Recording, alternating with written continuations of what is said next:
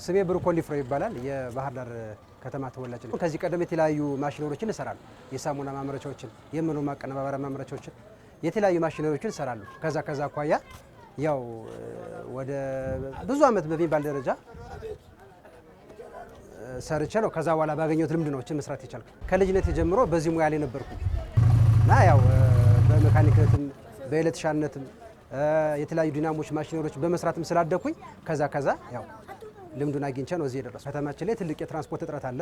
በዛ ላይ ደግሞ ሁሉም በሚባል ደረጃ ከውጭ ሀገር ብዙ ወጪ እየወጣባቸው እየተገዙ የሚመጡት። ስለዚህ ይህን መኪና አገር ውስጥ ማምረት እየተቻለ እና ቢመረትም ደግሞ ለስራ እድል በመፍጠር ከገዥነት ወደ አምራችነት በመሸጋገር አላስፈላጊ ወጪዎችን በማስቀረት ይችላል በሚል እምነት ነው ይህንን አገር ውስጥ በሚገኙ ማቴሪያሎች መስራት የቻልኩት። ብዙ ሰው በእርግጥ ይህንን ሀብዬ ሲጀምረው ስራውን እዚህ ይደርሳል ብሎ ያሰበ የለም እውነቱን ለመናገር። እኔ ግን ምንድነው ከዚህ ቀደም ባካበትኳቸው ልምዶች በመነሳት ያው በትክክል ሻርፕ መሆን የሚችል ስራ እንደምሰራ እርግጠኛ ነበር። አንዳንድ ሰዎች ያው ስሜትሽን ለመጠበቅ እንደዚህ ጥሩ ነው በርታ የሚል አለ። አብዛኛው ግን ተሳክቶ ከዚህ ደረጃ ይደርሳል የሚል በጣም ውስን ሰው ካልሆነ አብዛኛው እዚህ ይደርሳል የሚል ሀሳብ ያለው አልነበረም። እንዲያውም በገጠመኝ ደረጃ ምን ያሉኛሉ ለዚህ ዝም ብለህ ብር ከምታባክን እንደው ለምን ብትነግድበት እንደው ብሩን አባከንከው ምናምን የሚልም አለ። በእርግጥ ያው ትንሽ ተስፋ አስቆራጭ ነገር የሚናገር ሰው አለ። ግን ያው የሚሰራ ሰው ተስፋ አይቆርጥም። ከዛ አንጻር ተነስቼ በራሴ ያው ተስፋ ሳልቆርጥ ነው እንግዲህ እዚህ ለመስራት የበቃው። መጀመሪያ ዲዛይን ነው።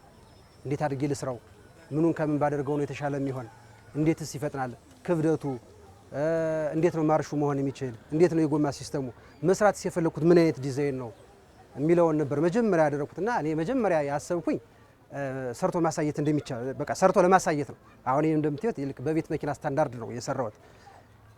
ይሄ ማለት ምንድነው ማንኛውንም መኪና መስራት እንደሚቻል ለማሳየት ያክል ነው እና የጀመርኩኝ ከዲዛይን ነው። ከዛ በኋላ የምፈልጋቸውን እቃዎች በተለይ አገር ውስጥ የሚገኙ እቃዎችን ሰብስቤ ከዛ አንዳንድ እያልኩ ያው በማሽንም አንዳንድ ማሽኖች ስላሉኝ ያን ተጠቅሜ አንዳንድ አሟልቼ ምናምን ነው ለመስራት ይቻላል። ለሰራተኞች የሚያስፈልግ ነገር ይኖራል፣ ለቤት ኪራይ ይኖራል።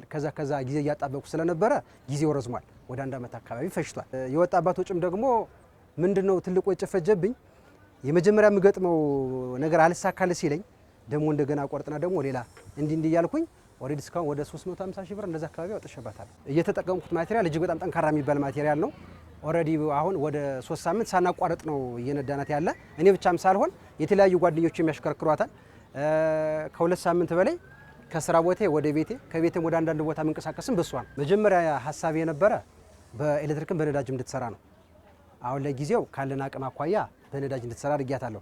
በእርግጥ የኤሌክትሪኩን ቦታ ለመግጠም የተወሰነ በአቅም በምናምን ምክንያት የኤሌክትሪኩን ቦታ አስቀጥተናል።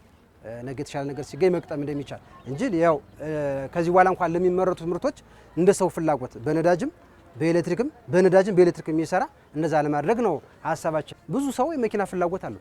ብዙ ሰው በመኪና መነገድ ይፈልጋል። ብዙ ሰው ትንሽ ብር ይዞ መስራት ያጣ አለ።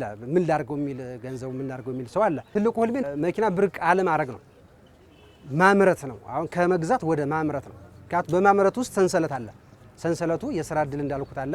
ሻጭ ሰዎች አሉ፣ ውክልና ወስደው የሚሸጡ ስፔር ፓርቲ ይመረታል ከሀገር ውስጥ። እነዚህ መኪኖች ደግሞ በብዛት ሲመረቱ መካኒኮች ይጠግኗቸዋል። እነዛ መካኒኮች ደግሞ በስራቸው ሰው ይይዛሉ፣ ሰንሰለት ይሰራል እና እሱ ሰንሰለት ደግሞ ኢኮኖሚ ነው፣ ራሱን የቻለ ትልቅ ኢኮኖሚ ነው። እና ይህንን ለማድረግ ደግሞ ሰፊ የስራ ቦታ ያስፈልጋል፣ ማሽነሪዎች ያስፈልጋሉ፣ በእውቀት የሚያግዝ ሰው ያስፈልጋል። በዚህ ጉዳይ ላይ የሚመለከታቸው አካላት ያስፈልጋሉ። በትብብር የሚሰራ ነገር ስለሆነ በአንድ ሰው ስለማይሆን ማለት ነው።